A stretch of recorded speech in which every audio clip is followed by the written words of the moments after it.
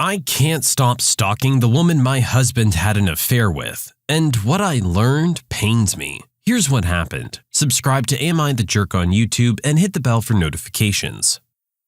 My sister Annie, female in her 30s, is obsessed with a girl, let's say Jane, a female in her 20s, that her husband cheated on her with in mid-2020. I don't know why. Jane's not the first or the last. She was one of the decent ones, didn't realize he was married and broke it off when she found out, and sent the proof of his cheating to his wife. Somehow he spun this as she's trying to break us up. And my sister fell for it, which is stupid because Jane already blocked them on everything. He's the one that basically stalked her for months after. Anyway, Annie's been stalking Jane's socials. Anytime Jane posts something about something bad, Annie calls me up to gloat. Anytime she posts about anything good that happens, Annie starts crying about how it's not fair. In the last few months, Jane apparently got a high-paying new job, got engaged, and is pregnant. Annie had a full meltdown over it. It's all she ever wants to talk about. She'll call me at least twice a week with this, and text me multiple times a day. She doesn't want advice, doesn't want to leave him, just wants to vent endlessly. My other sister is also tired of this, but my mom says we need to be gentle because it's hard for Annie. I just want her to stop. I tried sympathy, tough love, changing the subject, suggested counseling, and nothing works. It's non-stop Jane did this and Jane said that. I hit my boiling point this morning when she's going on about how Jane's fiance would cheat because she's too fat, she's pregnant, and that her baby would then be a bastard and going on about things like that. Then she said, "I don't care because I won and she lost. She had him for a week and I have him for a lifetime."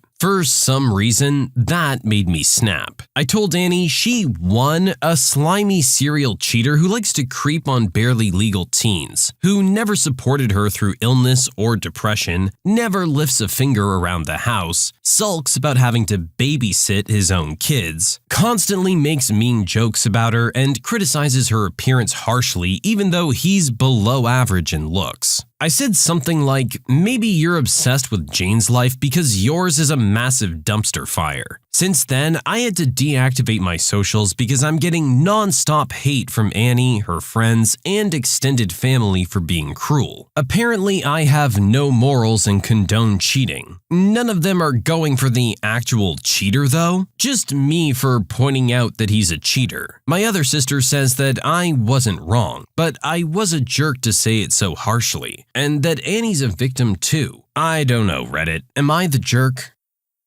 No, your sister has a serious problem here, and I think you hit the nail right on the head, and that hurts a little bit for her. This definitely falls in that tough love category. I think that our original poster's completely right, that Annie's just jealous of everything that's happening to Jane, because that's the life that she wished she had. Instead, she's stuck with this miserable lump of a cheater, and has to convince herself that she's happy. Clearly, that's not the case if you're so obsessed over this. If you had just let the jerk go to begin with, you wouldn't be having all these feelings still. You would have moved on and maybe you could be happy like Jane. Instead, you're choosing to linger and focus on it, and not even focusing all your hate on the right person. Jane's not the one that hurt you. It was your husband. That's something that you yourself need to wake up and see.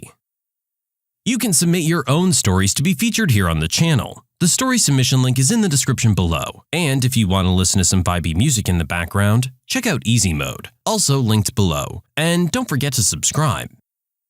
Some jerk kid tried to prank me on Halloween, but I took his car hostage and ended up getting him arrested. It was Halloween 2012. It was around 2 a.m. and I had just arrived back home from a neighborhood party. As I walked towards my house and the porch light came on, I couldn't help but notice that the left side of my car was completely covered in egg. All over the window, the door, all down the front windscreen, and underneath the window wipers too. I was naturally infuriated, but it was Halloween after all and I had just gotten unlucky. I grabbed a kitchen roll from the house and proceeded to spend 15 minutes trying to get the egg off my car in the dark. After thinking I had finally succeeded, I decided to sit in the car with a cigarette in the driveway and call my friend. This is where it begins. As I was sat there, I could see through the rearview mirror a car going past my house, slowing down, turning around and driving past again. It must have happened 4 or 5 times. What if these were the people who had egged my car, I thought. I explained to my friend that I needed to go, put the phone down and continued to watch this car acting really strange out on the road. It finally stopped 2 meters in front of my driveway. The engine went off, and through the darkness I could make out a tall hooded figure slowly departing from his crapmobile and walking up to the rear of my car. He was checking around him and looking in the direction of the house before he crouched down behind my car. Was this the guy who had vandalized my car? What's he up to now? Without hesitation, I launched myself out of the driver's seat and charged around the side of my driveway. He was obviously not expecting that, as he bolted away from the house and his car, down the street in a record-beating sprint. I looked down and saw 2 massive fireworks stuffed into my car's exhaust, which he was about to light whilst I was sat in the car. By this time, he was well out of sight, so I walked up to his car. He had left the window down on the driver's side. I put my head through and saw 2 sheepish guys sitting there silently staring at me in complete horror. And to my surprise, his car keys were still in the ignition. I quickly yanked them out and walked back to my house. I had taken his car as prisoner on my driveway. Without hesitation, I was on the phone to the police. They said they were on their way and wanted to know where this guy was. By this time, he had come back to the house and began banging on the front door, shouting threats and demanding his keys back. Then the flashing lights came. I stood there holding his keys while he was swiftly arrested for attempted arson and vandalism. Halloween was complete. I still have no idea who he was or why he was targeting me. I did get a thank you from the police because he was known to them though.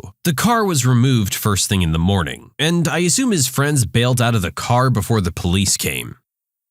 Yeah, this guy just got what was coming to him. You don't mess with other people's property. Eggs, okay, that's kind of a classic Halloween prank and you can easily just wash it off. Not the end of the world. Like our original poster said, they managed to clean up that mess in about 15 minutes. It sucks, but totally manageable. Setting off fireworks in the tailpipe of my car while I'm inside of the car, that's a whole new level. That's not something that you're just gonna let slide. That could cause a lot of damage and you could have been seriously injured if you hadn't reacted the way you did. For some reason, I'm not surprised the police have already had interactions with this guy if this is the kind of stuff he pulls.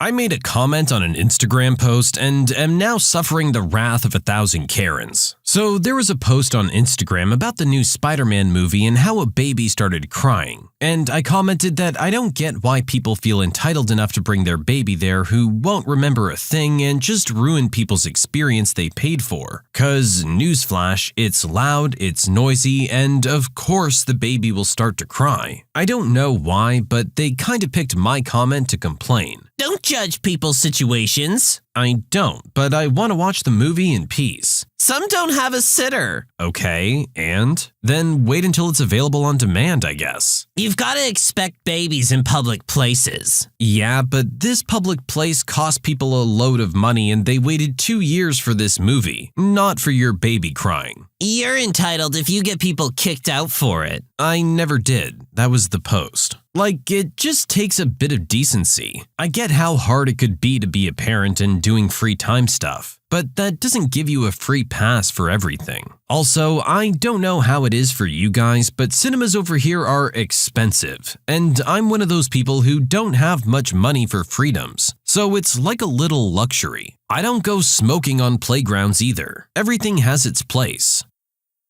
At the risk of all this Karenness getting pointed in my direction, I have to kind of agree with the original poster. I'm not saying you're not entitled to take your kid places. I get it, you can't afford a sitter and you've got things to do. But this is a public setting where things get very loud and you're expected to be quiet. There's a reason they ask you to turn your phones off before the movie. Nobody wants to hear your phone ringing during the middle of an intense scene. Same as they don't want to hear your baby crying. I get that you deserve a day out and want to enjoy doing something as well, but maybe this just isn't the thing to do. We get it. We make exceptions that you're a parent and you need to take the kid places. You need to accept the fact that you're a parent and the kid doesn't necessarily belong in all environments. I'm sorry, it sucks, but it's just another part of being a parent.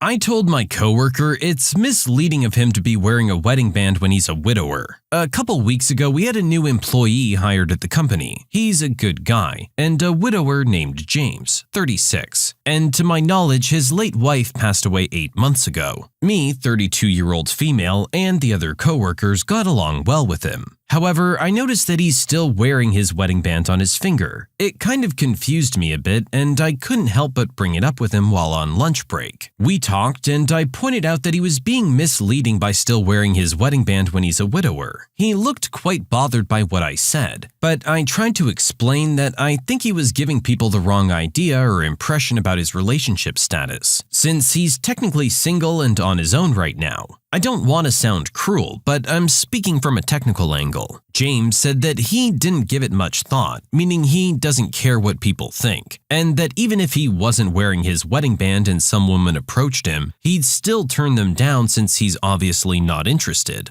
For some reason, things got awkward and everyone stopped eating and just stared at James and me. I told him I don't know how, but that really felt generally misleading of him, as in making people think he's in a relationship when he's not, regardless of how he felt about being in a relationship. He got upset, called me rude, and said that I repeatedly disrespected his marriage and his late wife's memory with what I said, then took his stuff and walked away. My coworkers said regardless of who's right or wrong, though some said he overreacted, there was no reason for me to bring this up in the first place and cause a scene and make James upset with us like that. Now he's not speaking to me and others who sided with me. Am I the jerk? Did I overstep or did he overreact?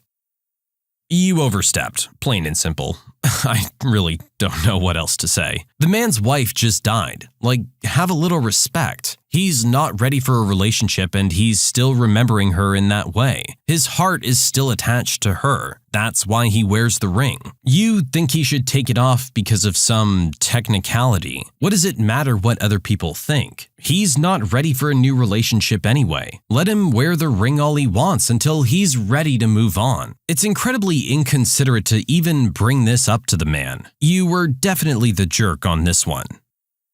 I screwed up by lying to my wife for 13 years. My wife hates orange and lime flavored candies. I love them. Well, love the orange, like the lime. So she passes on the orange Starburst to me. She passes the orange and green Skittles to me. She passes the orange and green gummy bears to me. This has been happening for 13 years. What she doesn't know is that the green Haribo gummy bears are actually strawberry. Shortly after we married, for one reason or another, I looked at the back of the Haribo gummy bears package and discovered this. So I haven't said anything for 13 years. Every time we get gummy bears, she gives me the orange and green, which is strawberry. I've never said a word. I've enjoyed eating my little lies. Until last night. We had some gummy bears and she opened them and she started to hand me the orange and green ones. But after a few minutes, I saw her looking at the back of the bag. Then I saw her eyes get real big. She turned to me and asked if I've known that the green bears were strawberry. She always thought they were lime. I was honest and nodded my head yes. The look of betrayal was unreal. She asked how long I've known, and I was honest. I told her as long as we've been married. She quit giving me the gummy bears she didn't like. She was even eating the orange ones out of spite.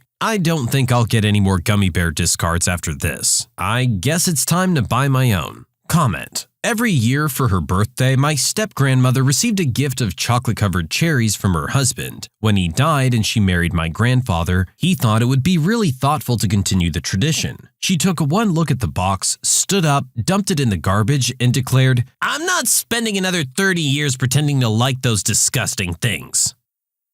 I gotta say, this one is pretty funny. I mean, it's not like he lied about anything serious. We're talking about gummy bears after all. But it does make for a funny story now. I can actually picture the look that was probably on her face when she had this revelation. It sounds like it started as a harmless, almost prank, and you kinda just kept it going to see how long it would last. It's not your fault it took her 13 years to look at the back of the bag. Now, as for our commenter's grandma, she's just telling it like it is. She was nice the first time around and accepted the thoughtful gesture, but at the end of the day, she apparently didn't like them as much as her husband thought. While it's incredibly sweet that her new husband tried to carry on the tradition, it sounds like it might be best if they just found something new of their own.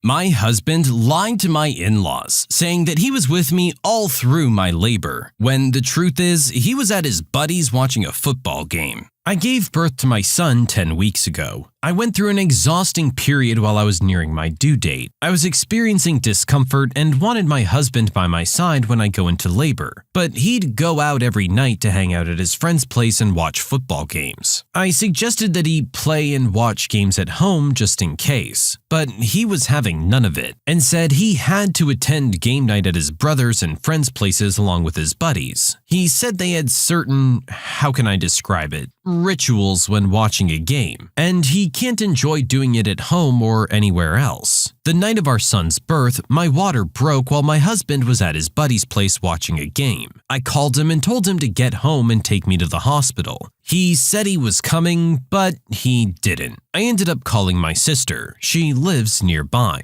and she took me to the hospital. My husband showed up 2 hours later after he kept calling asking if I was still in labor, and that he was almost done watching the game. He was able to make it on time for our son's birth, but I was furious with him, mad and disappointed. He apologized profoundly and has been working on regaining my trust and respect for him after what he's done. He's otherwise very supportive and involved in our son's care. Last night, I was at my in-laws' house for dinner and we were talking about my son's birthday. My husband started recalling what happened that night and basically started lying about driving me to the hospital, waiting, and feeling stressed out and standing on his feet so long without food or even water. I was confused. I said no, none of this was true. None of this happened. In fact, he was watching a game when I went into labor and I wanted him to drive me to the hospital, but he didn't show up till 2 hours later. My mother-in-law, who takes no crap from anybody and whom everyone fears, lost it on him, yelling and asking him if it was true. And he kept quiet. She started berating him left and right, telling him to sit down and shut up when he stood up to argue, then told him to stand up when he was sitting arguing. Everyone was laughing at how she basically treated him as if he was a boy in trouble. She kept saying, "Shame, shame, shame on you. This is not how I raise my children to treat their wives. Jordan, you're a disgrace, and I'm disappointed because of what I heard about you." He literally swallowed every bit of his mother's berating and didn't say anything till we got home, where he went nuts, saying I made him look neglectful, like a bad husband and father, by telling the family about where he was. He said I shouldn't have said anything, but I argued it wasn't okay for him to lie and play hero in front of his parents. He said I just caused a rift between him and his family, and asked if I was happy now. Am I the jerk? Should I not have said anything?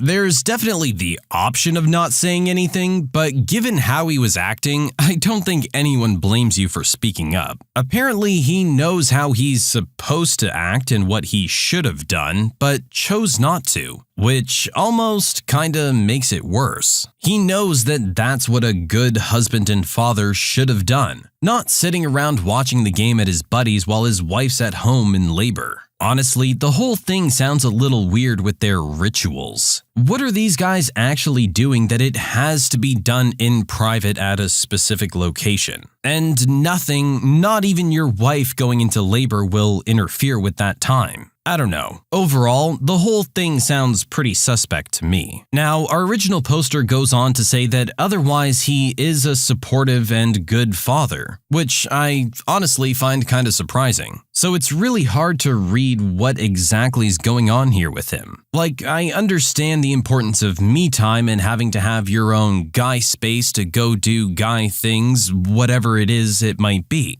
But there are certain instances when that needs to get put off to the side in favor of doing what has to be done. Your wife needing to go to the hospital is like top priority on that list. I just really hope that he's learned from this lesson and is gonna be better about this kind of stuff in the future. It sounds like our original poster genuinely cares about him and doesn't exactly want the relationship to end over this, especially with them having a newborn together. I know some of you guys out there are screaming kick him to the curb immediately, but at the end of the day, there's the reality of the situation. He did screw up, big time. I'm not excusing his actions in any way, but hopefully, instead of just burning down everything that they've built together, they can fix the parts that need to be fixed and build where they need to build. I do truly wish the best for these guys and hope they've figured everything out.